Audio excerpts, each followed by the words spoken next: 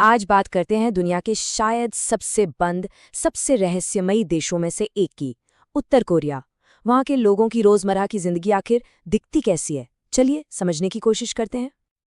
जरा सोचिए, एक ऐसी जगह के बारे में जहां बोलना ही एक जुर्म हो सकता है, जहां अपने मन से कुछ सोचना भी सबसे बड़ा गुनाह है, और जहां सच जानना मौत को दावत देने जैसा है। तो ये है उत्तर कोरिया की असलियत। एक ऐसी दुनिया जहां किसी के पास कोई चॉइस, कोई विकल्प है ही नहीं। चलिए इसी में थोड़ा और गहरा उतरते हैं। देखिए, यहाँ पर दशकों से सिर्फ और सिर्फ एक ही परिवार का शासन है। किम इल सुंग जो संस्थापक थे, फिर उनके बेटे किम जोंग इल, और अब उनके पोते किम जोंग उन। मतलब पूरे देश की बागडोर एक ही परिवार के हाथ में है।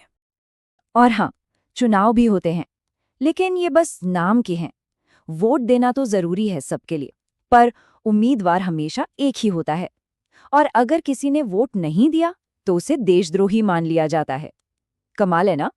यहाँ नेता सिर्फ नेता नहीं होते, उन्हें भगवान का दर्जा दिया जाता है। हर घर में उनकी तस्वीर लगाना जरूरी है। इतना ही नहीं, रोज उनकी तारीफ में तालियां बजाना, ये सब वहाँ की जिंदगी का एक आम हिस्सा है। मतलब एक तरह की व्यक्ति पूजा जो हर किसी को करनी ही पड़ती है।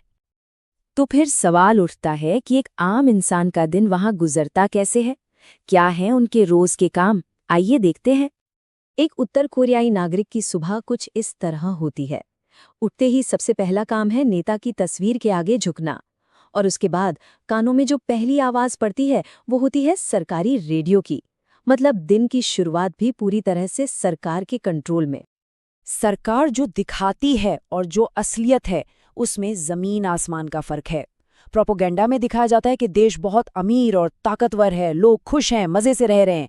पर असलियत, घंटों तक बिजली नहीं होती, खाने की जबरदस्त कमी है, और लोग आज भी पुराने ठंडे घरों में रहने को मजबूर हैं। खाने की कमी इतनी ज्यादा है कि सरकारी राशन में बस थोड़ा सा चावल या मक्का ही मिल पाता है। और जब हालात बहुत ज्यादा बिगड़ जाते हैं तो लोग घास, जंगली पत्ते और यहाँ तक कि कीड़े मकोड़े खाने पर मजबूर हो जाते हैं। पर इसके बारे में बात करना, वो तो सरकार के खिलाफ सबसे बड़ा जुर्म है।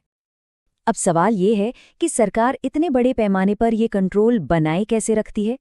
इसका एक बड़ा जवाब है इंफॉर्मेशन ब्लैकआउट।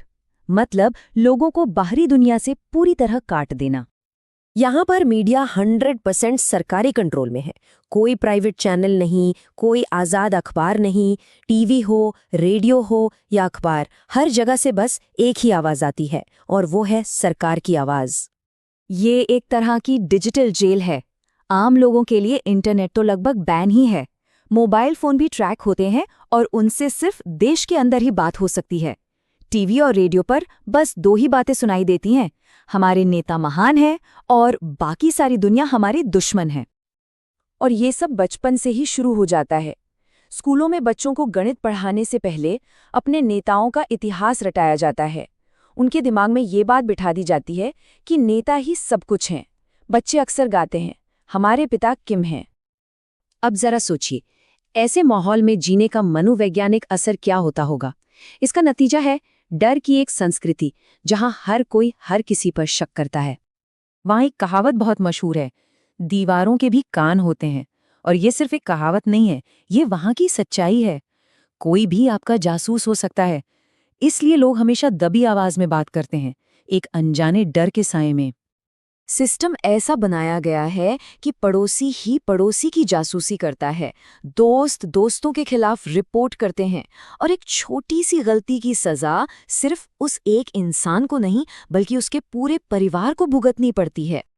और जो इस सिस्टम के खिलाफ जरा सी भी आवाज उठाता है, उसे भेजा जाता है लेबर कैंप्स में। ये ऐसी जगहें हैं जहाँ की जिंदगी की कल्पना करना भी मुश्किल है। बिना खाने और दवा के लोगों से तब तक काम करवाया जाता है जब तक वो मर ना जाएं। कई लोग तो वहां जीते जी लाश बन जाते हैं। तो जब जिंदगी इतनी मुश्किल हो जाए तो कुछ लोग भागने की कोशिश करते हैं, पर उनके सामने जो विकल्प होता है वो और भी ज्यादा भयानक है। इसे ही कहते हैं स्वतंत्रता की कीमत। उनके पास बस दो ही रास्ते होते हैं, या तो वहीं रुकें जहां भूख, डर और जुल्म तय है और कभी भी लेबर कैंप भेजे जा सकते हैं, या फिर भागने की कोशिश करें, जिसमें बॉर्डर पर देखते ही गोली मार दी जाने का खतरा है। और अगर पकड़े गए तो सालों तक जेल और टॉर्चर, मतलब एक तरफ कुआं तो दूसरी तरफ खाई। कहा जाता है कि आज़ादी की असली कीमत तभी समझ आती है जब वो छीन ली जाती है। उत्तर कोरिया के लोग सांस तो ले रहे हैं, लेकिन वो आज़ाद नहीं हैं। उनके पास ना कोई सपना है, ना आवाज़ और ना ही कोई विकल्प। और शायद सबसे दुख की बात तो ये है कि उनमें से कईयों को ये पता तक नहीं कि वो कितने बंधनों में जी रहे हैं। ये सब जानने के बाद एक सवाल मन में जरूर उठता है कि असल में आजाद होने का, स्वतंत्र होने का मतलब क्या होता है।